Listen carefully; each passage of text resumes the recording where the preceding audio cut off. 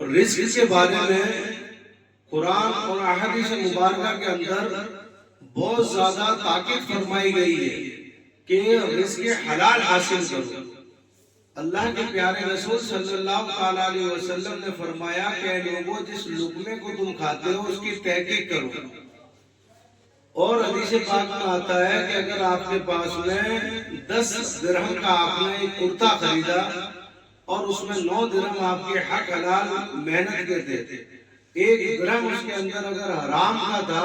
اور اس سے اگر تم نے کوئی کرتا خریدا اور اس کے بعد تم نے اس سے نماز پڑھی تو تمہاری نماز قبول نہیں ہوگی۔ اللہ اکبر۔ اللہ تبارک و تعالیٰ کے جو برگزیدہ بندے ہیں، جو رسول پاک صلی اللہ علیہ وسلم کی سنتوں پر عمل کرنے والے ہیں، حضور کے فرمان کے مطابق اپنی زندگی بسر کرنے والے ہیں، وہی بندے اللہ تعالیٰ کے محبوب بندے بنتے ہیں۔ سبحان اللہ۔ اور یہ فہرست بزرگان دین کی تعداد کے اندر آپ دیکھ سکتے ہو، لیکن کچھ لوگ ایسے ہیں، اچھا عام لوگ تو عام لوگ، کچھ پڑھے لکھے جو علم حاصل کرتے ہیں لیکن ان میں شعور نہیں ہوتا، صلاحیت نہیں ہوتی ہے۔ علم تو حاصل کر لیتے ہیں، علامہ اور فہامہ بھی بن جاتے ہیں، علم حاصل کر لیتے ہیں، کوئی حافظ بن جاتا ہے، کوئی قاری بن جاتا ہے، کوئی مولوی بن جاتا ہے، لیکن ان میں شعور صلاحیت نہیں ہوتی ہے اور بڑے بدتمیز قسم کے ہوتے ہیں، تو وہ بجائے عالم بننے کے ظالم بن جاتے ہیں۔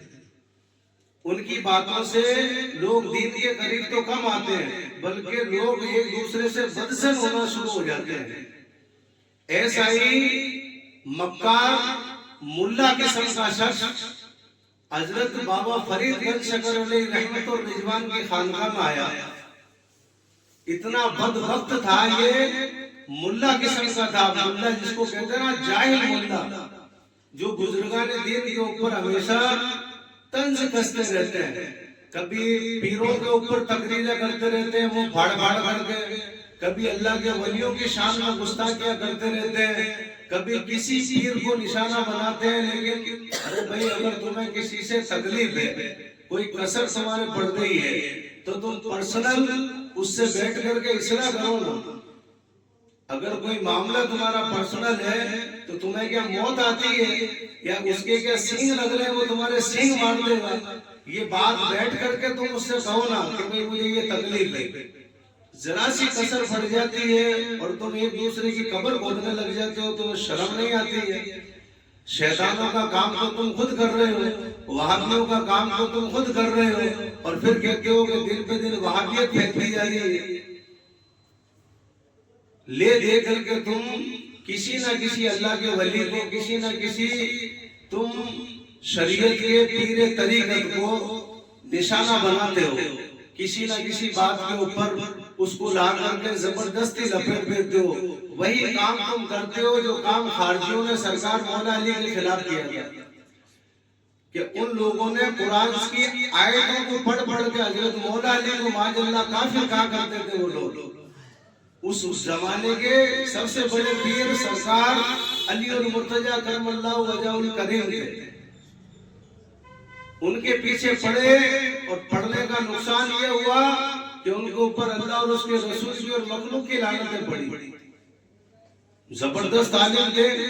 شریعت کے پابند تھے، نمازوں کے تو ان کے پاس بھنڈار تھے، سجدے پہ سجدے کیا کرتے تھے، عبادت پہ عبادت کیا کرتے تھے، لیکن حسد اور جلن ایسی تھی کہ حضرت سرکار مولا علی رضی اللہ تعالیٰ عنہ کو ان لوگوں نے کفر کا فتویٰ دے دیا تھا۔ تو یہ جلن اور حسد اتنی بری ہوتی ہے، آج بھی کچھ مولویوں کے اندر پائی جاتی ہے، اور جب یہ میری بات ریکارڈنگ میں جائے گی اور جب ان تک پہنچے گی تو ان کے تن بدن میں پتنگے لگ جائیں گے، آگ لگے گی ان کے تن بدن میں۔ ہو سکتا ہے میرے خلاف جو تقریریں بھی کریں مسجدوں کے اندر، ممبروں کے اوپر کھڑے ہو کر کے، تو سامنے کہنے کی تو حیثیت نہیں ہے، اوقات نہیں ہے، تو منہ پھاڑتے ہیں کھڑے ہو کر کے اس ممبر رسول پر جس کے بارے میں حکم ہے کہ حق بیانی کرو اور لوگوں کو یہاں سے ہدایت کی طرف بلاؤ۔ اور اس بات کی بشارت میرے اور آپ کے آقا نے بہت پہلے فرما دی تھی کہ ایک زمانہ یہ آئے گا قرب قیامت سے پہلے کہ مسجدوں سے فتنے بلند ہوں گے اور ارد گرد بستیوں میں گشت کریں گے، اور اس کے بعد وہ فتنے واپس انہی مسجدوں میں داخل ہو جائیں گے۔ تو یہ علماء سو کا کام ہے کہ ایسے ملا مکار قسم کے لوگ منصبوں کے اوپر فائد ہو جائیں گے جو ہمیشہ اپنے ہی ایمان والے بھائیوں کی قبر کھودتے رہیں گے۔ تو اسی قسم کا ایک مکار ملا حضرت بابا فرید گنج شنکر علیہ رحمت اور رضوان کی بارگاہ میں آیا، اور آنے کے بعد اپنی ہوشیاری چھانٹنے لگ گیا، اور وہی بات ہے کہ تم یہاں خانقاہوں میں پڑے رہتے ہو، مسجدوں کے اندر تو آتے نہیں ہو، نمازیں نہیں پڑھتے ہو، تم جاہل ہو، تم کیا سمجھتے ہو، تمہیں مسائلوں کا علم نہیں ہے، اس طرح کی وہ باتیں کرتا رہا۔ حضرت بابا فرید گنج شنکر علیہ رحمت اور رضوان کی بارگاہ میں اور بھی اللہ تعالیٰ کے اولیاء اکرام کی جماعت بیٹھی ہوئی تھی، ان میں حضرت محبوب الہی نظام الدین اولیاء علیہ رحمت اور رضوان بھی موجود تھے۔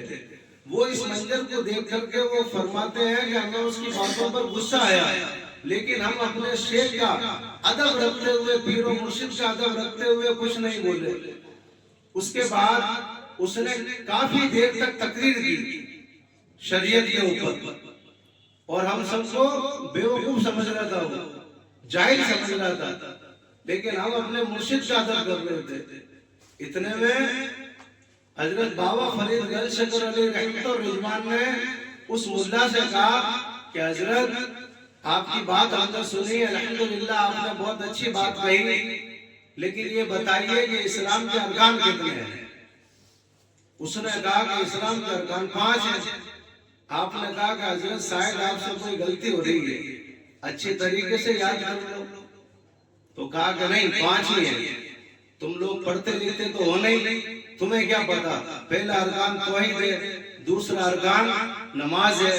تیسرا ارکان رمضان شریف کے روزے ہیں، چوتھا ارکان مال کی زکوٰۃ ہے، 5واں ارکان کعبۃ اللہ کا حج کرنا ہے، اور کیا ہے؟ پھر آپ حضرت بابا فرید گنج شنکر علیہ رحمت اور رضوان نے فرمایا کہ علامہ صاحب ایک دفعہ پھر دیکھ لو، پھر سوچ لو۔ تو وہ جھڑک کر کے اور برے جملے کہہ کر کے وہاں سے چلا گیا۔